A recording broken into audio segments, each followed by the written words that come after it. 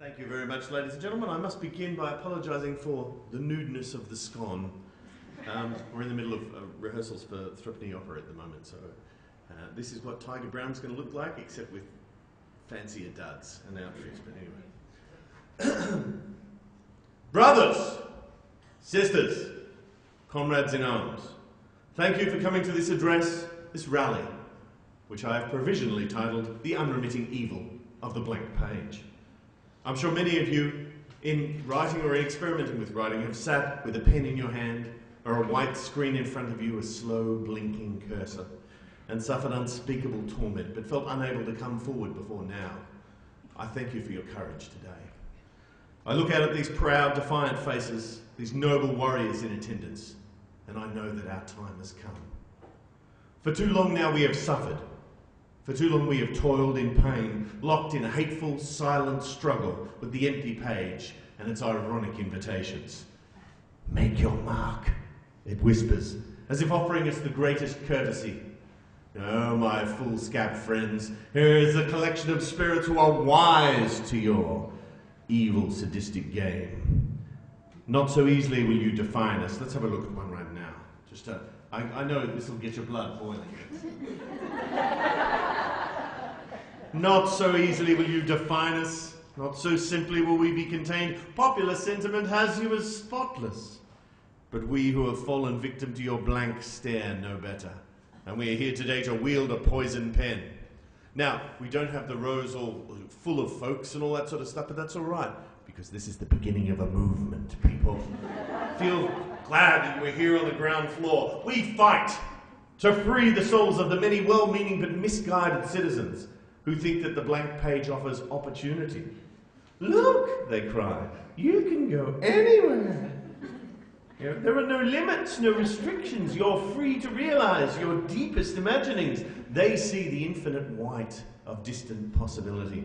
What they fail to see is the wall slowly descending over their eyes. For if the function of art is to hold a mirror up to nature, then the blank page is the cruelest reflection of all. What it reflects is not, as popularly thought, a dearth of thought or invention or inspiration on the part of the writer. I mean, certainly there are bewildered would-be writers the world over who would auction their children for inspiration. But that's not what the blank page tells us. After all, it's rare that an author props themselves in front of the blank page with no thought at all in mind and the pen in their hand. Now, the cruelty I speak of is a deeper one. It is the unspoken taunt of the unwritten idea. How will I be translated? How will I find form? This is as true of a poem as it is of a song or a novel or a show. You could say, start at the very beginning, a very good place to start. But even the first line surely has to be informed by the question, what shape is this piece? Which is another way of saying, what do I want to express with this piece? Which is another way of saying, what will this piece be when it's finished? Which is another way of saying, ah! Do we really have to finish the piece before we can start it? Or do we just put the pen or the cursor at the start of the first line, take a deep breath, and just blast away? Now, generally, writers of any persuasion don't talk very much about this stuff because everyone wants the process to retain its mysticism and its magic. And writers are as guilty of that as anyone. Writers want to sit there going, well, it was a dark and stormy night, and the quill was rolled out in front of me, and then the lightning struck, and the inspiration, and no one wants to see someone go, yeah, well, this is draft 37. But it also means that keeping that sense of mystery also means that the procedure contains its fair share of horror as well. Because the moment we first do something on the blank page is the moment we're very likely to do something wrong. It's better to embrace that world of infinite possibility, the perfect possibility, to waft with our head in the white cloud of the empty page than to begin with a movement that must, by necessity, be a misstep. Because it isn't every possible thing you can think of about the idea at once. Doors leading to other worlds slam shut with every additional stroke of the pen, every additional journey we make further along. The work we could have written, which was the book of everything, is reduced step by step to a mere page of something. When it's incorporeal, it can live forever, but when we're pinned and wriggling on the wall, then how should we begin to spit out all the butt ends of our days and ways, and how should we presume? This, comrades, is the battle, and these are the stakes in our war against this sanctimonious scourge of literature. We are face to face with immortality, with pristine, undisturbed infinity, stretching out on the page before us and spiralling up in our mind's eye on the thousands of possible directions we have in mind for our precious idea. And the only thing we can contribute is death.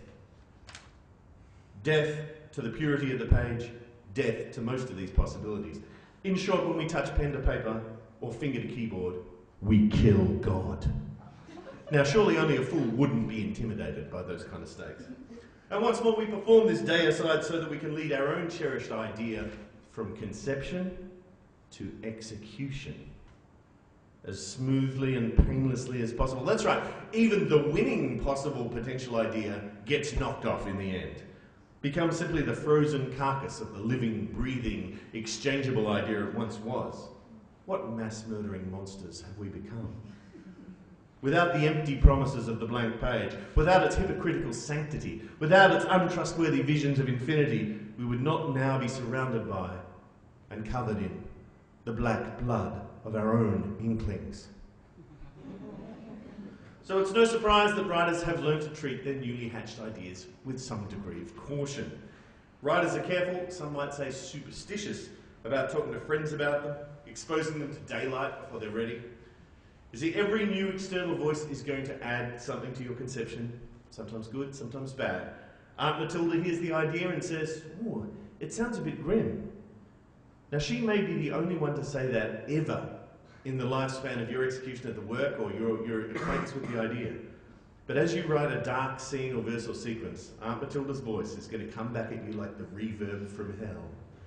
"It sounds a bit grim, maybe I should make it a bit less grim. No, maybe I should definitely get more grim. Wait, now it is too grim. Or is it? In my past writing experience, I've never once bothered to consider the grimness fact. Maybe the last show was too grim as well.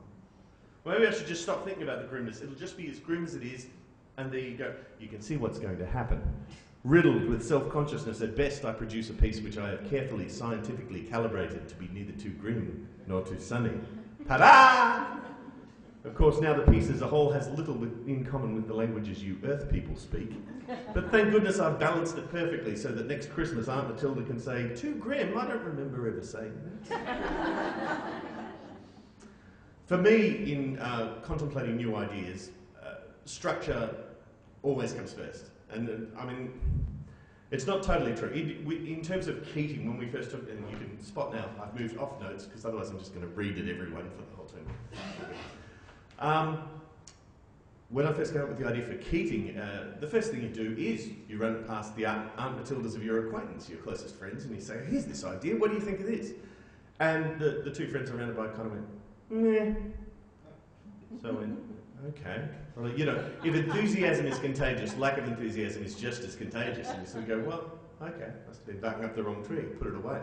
And it wasn't until I mentioned it 10 months later that you know, another acquaintance who I was just working with on another project went, "Oh, that's really great. And what it needs to be is a 3-hour opera. And it needs to have cardboard grandfather clocks all the way through. And he has to wander through like the White Rabbit at the start of it. I'm late! I'm late!" And it sort of, now, you know, it didn't become that. That would have required far more accomplishment than I would have to offer it. But the thing that excited me about that idea in the first place was the structure. And with most of the ideas that I really get enthused about, that's the case. You could see in Keating's tale that there was going to be a rise and a fall. You could see there was going to be 3 bad guys coming up against him and that the last one would bring him down. There were all these things that already fit dramatic convenience. And it seemed like it was going to be great fun to basically hang shit on the modern musical and on the political process at the same time. But that, as far as I could see, that was all the notion that I had of it. In the beginning, it was sort of like, okay, it's going to be that kind of structure: the rise, and then the time at the top, and then the fall, or not. But beyond that point, the next step was the first great step in in many venerable Melbourne Comedy Festival shows, which is the poster. Because by and large you need to design the poster before you do anything else, and you know, write the little 80-word blurb and put it in. But because the plot already existed and because I was excited about that story structure of his career, once you're excited about those things and once the footings of those kinds of structures feel sound, there's a whole bunch of other stuff you can dismiss. I knew Anita Keating wasn't going to be in it, Hazel Hall, Blanche, all of the partners and all that sort of stuff, and I knew that restricted me to a largely male cast, because apart from Cheryl Kerno there weren't many female figures in politics in that time. But I knew also that those would be dead ends. First of all, in terms of Paul and Anita, it would not be a good tale to be telling if you wanted to do the triumphant return and the victory at the end. But also, all of those things are off topic. They're off the stream of what the strength of the structure was, which is sort of, you know, rise and fall and rise again. And so it was clear that that had to be political in nature. Similarly, the Spiegel Tent show, which I'm sure hardly anyone here saw because we did it for like 2 nights in the Spiegel Tent in 2008. But it was called A Largely Fanciful History of the Spiegel Tent, and that was in essence the whole idea. It was just sort of like, let's start in the Spiegel Tent in the 1920s and follow it through to its present day revival. And it was very much a case where once again you could look at it and say, there's a definite rise and fall and rise again here, and that maps well onto the modern musical. That's not to say that, you know, you can't write a musical which is all doom and gloom and getting lower and lower and lower until everything explodes in a cloud of self-loathing and all that sort of stuff, but that's not the kind of thing I'm so interested in.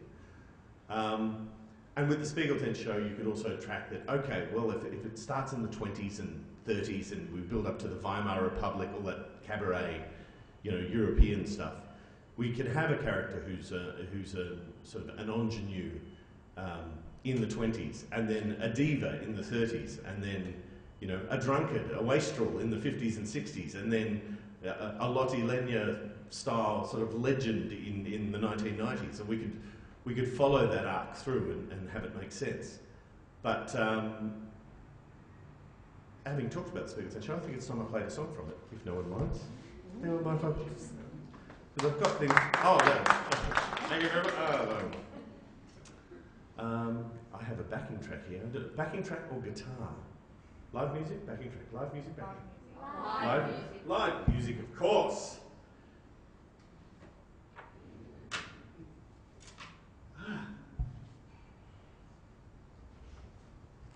The trick will be if I can remember how to play this song. Don't laugh. I'm not sure that I've ever actually played it on guitar before, so.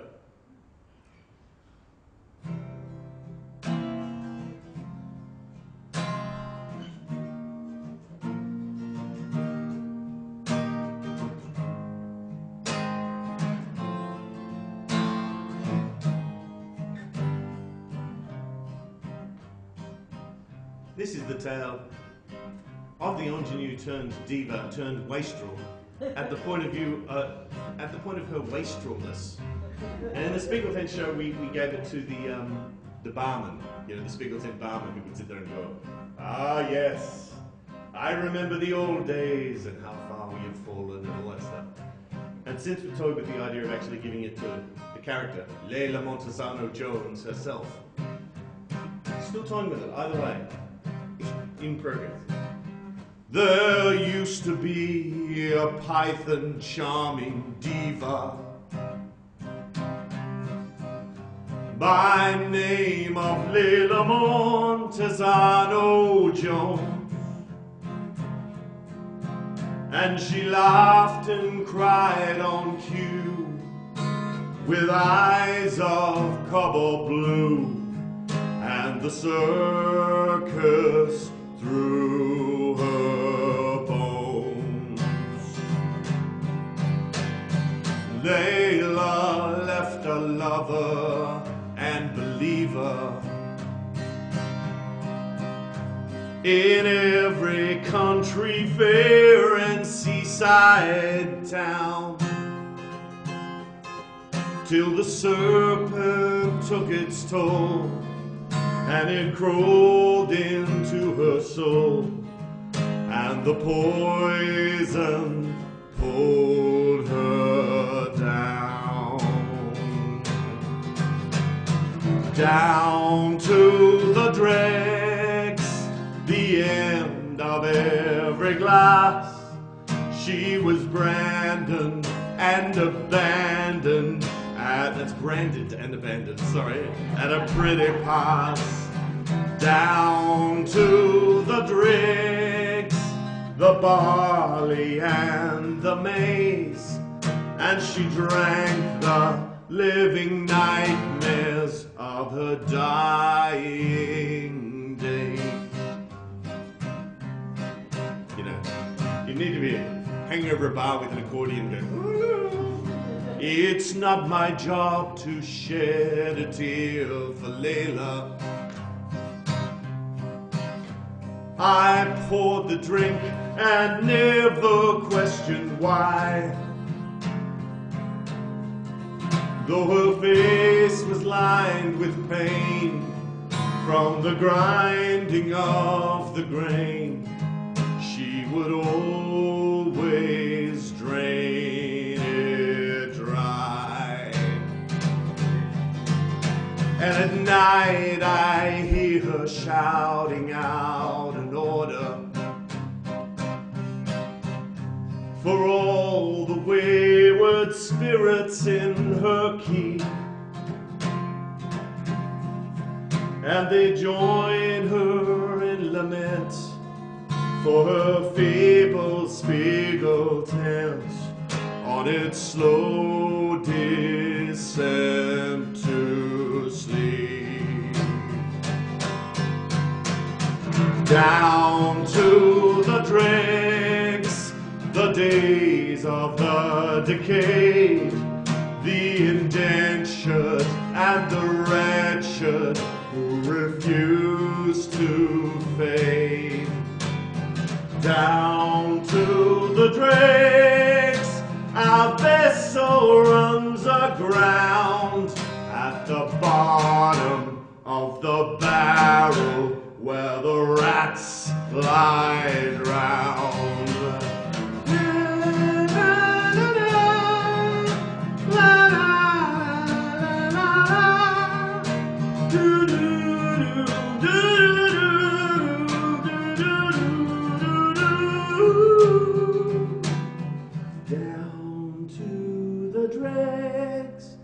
That's where we can be found, at the bottom of the barrel where the rats lie drowned.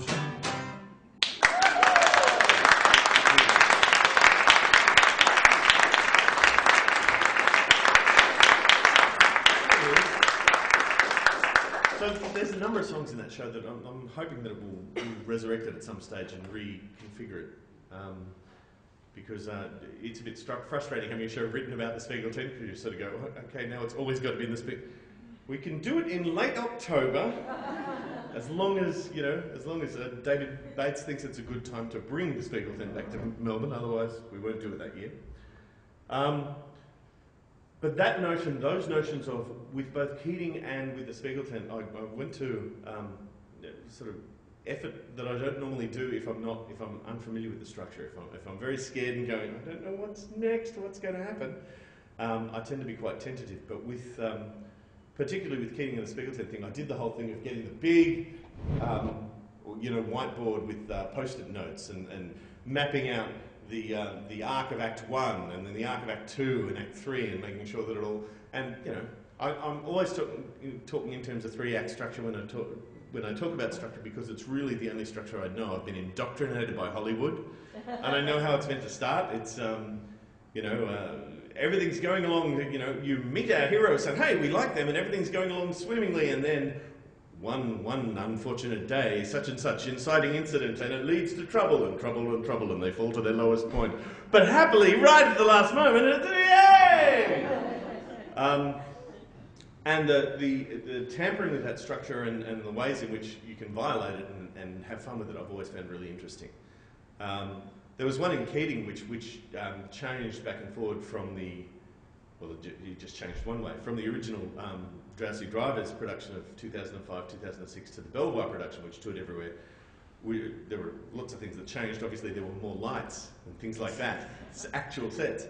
But the ending of the show also changed quite significantly, because in the Belvoir production, which is the one that was in the Comedy Theatre and all that sort of stuff, a scrutineer comes out and polls the audience as to whether they want Paul Keating to win at the end, with the audience basically having been stacked in order to go, yay, you know. They came to a show called Keating. What are they going to do? You know, it'd be rather surprising if any other outcome came about. And that was the way in which that was designed. But the original production had a finish that I liked more, and we almost reinstated it. Michael, we've talked about this before, but we almost reinstated the original finish in the last few weeks when Neil Armfield, who was the director of the Belvoir version, went, maybe we will go back to that original. I'm like, yeah, great. 2 years later, Neil, and now you want to go back to the original. But it was that postal worker from the Mawson base in Antarctica burst in with a whole bunch of postal votes for Paul Keating, which put Paul Keating over the line. Now, I really liked the stupidity of that, and I really liked the fact that it put the impetus of Paul Keating winning with the show and not with the audience, because one of the gags of the show was that it was so infatuated with Paul Keating and everything he did was great and he was the shiny hero, you know. So to me it felt like a real music theatre thing that they would do. Oh, and now the ending's coming up and it's really going to, you know, we're rooted by the ending because it's really going to be a sad finish. Wait, no it's not! You know, someone's going to burst in. It's funny because I'm doing Threepenny Opera at the moment and, oh, spoiler alert, if you haven't seen. Oh yes, that's right, block your ears. No, it's pretty obvious from the way that Threepenny Opera is set out anyway. In fact, they even tell you before it happens. But there's exactly that at the end of Threepenny Opera. There's a fake Deus Ex Machina, as they call it, a god from the machine, which alters the plot. You know, oh, and just when we didn't expect it, the Threepenny Opera actually says, well, that's the end of the plot and it looks like things are going to turn out horribly. But we can't do that to you because you're an audience. You know, it's all that Brecht stuff of, oh, you're an audience, you want a happy ending, all right. And they give you the happy ending. And that was kind of the point of the original one in Keating. And it wasn't actually until working on this again with Threepenny that I sort of went, oh, we should have done that. Anyway, sorry, rabbiting on. I've talked to a couple of other people. I am rabbiting on, I'm just looking at my time going, sorry. I talked to Eddie Perfect, who is in Threepenny as well, about this kind of stuff, especially about the notion of whether or not you talk about your ideas before they're ready to hatch, when they are just inklings. And Ed's opinion was you want to keep your enthusiasm for the idea, you don't want it overexposed. Even if you do go to the lengths of explaining an idea for a song, you don't know that people truly get what it is you're talking about, what it is that you find attractive about the idea. It can be hard to express. He champions demoing, which I'm a big fan of as well, in order to get the idea of particular songs across. But with a show, it's a lot harder. I know he had troubles with Shane Warne getting it into the shape that he wanted it in and all that sort of stuff. You've got to pick the people you show stuff to. You've got to sort of go, okay, this person's opinion I trust, and you know, I will pick a small cabal of people whose opinion I'm going to regard, and then everyone else's opinion I'm not going to regard at all. And I think actually that's pretty wise. I've never been that sort of hard ass about it, but I think it's actually probably a pretty wise way to go. Because in the midst of it, as I say, anyone starts talking and you start going, oh maybe you're right. Oh, maybe, and it can just derail the process completely. You've got to be able to have the confidence to defend the ideas that you think are integral to the piece. Now, Ed had a specific example of this, which was in the Big Con, the show he did with Max Gillies a few years ago. There was a show in the song in the second half that was about committing suicide, that was called Taking Myself Away, which I thought was one of the most sort of effective dramatic pieces in the whole thing, but in fact it had been a real struggle to keep it in the piece at all, because everyone was going, come on, laughs, laughs, laughs, happy, happy. So that notion of defending those ideas, and then at the same time, that Faulkner notion of you've got to be able to kill all your darlings. You've got to take a song that you're really happy with, that you know is such an audience winner, that everyone's just falling about, and go, that doesn't fit in the show, so it's gone. Great, I feel terrific about that. You know, there's 5 or 10 minutes of guaranteed laughs or, you know, moving thing, and I'll just throw it away. which he had, to a large degree, in Warne, again, with there was a song in the second half for Bridget Warne. That's right, isn't it? Shane's mother, Bridget?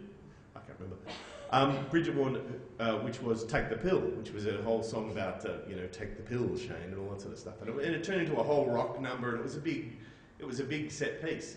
But it just slowed down the show too much. You were halfway through the second half, and you went, we don't have time to sit here and listen to 10 minutes of this thing. Momentum is all. And so it got thrown away. And I always find that very daunting. So clearly, in conclusion, writing is impossible. No one should attempt it. No, that's not true. Writing is impossible, but while the blank pages around not writing is also impossible, I urge you all to join with me in destroying as many blank pages as we can find. Burn them. Rip them out of the fronts and backs of books where they're only there to tease you. They're only there to surround and smother the text that's in the middle, saying, you haven't touched this yet. Well, I say, touch it. Destroy. And then maybe we can all live in peace and harmony forever. Thank you very much.